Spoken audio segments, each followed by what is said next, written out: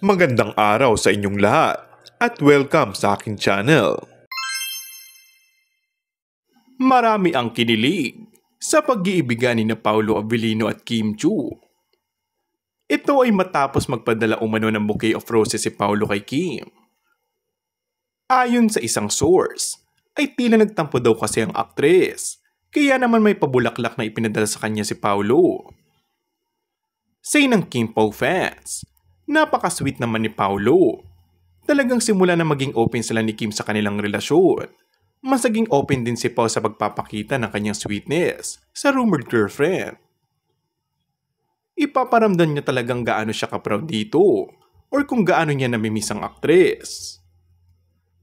Hindi naman sinabi kung special occasion o sadyang namimiss nga lang nila ang isa't isa.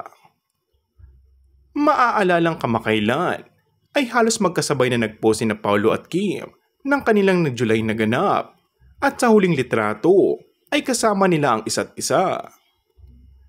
Si Kim naman nagpost na magkadikit ng kamay nila ng aktor.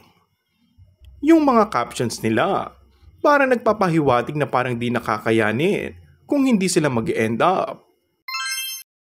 Kung bago ka lang sa akin channel ay mag-subscribe at pindutin na rin ang notification bell. Maraming salamat!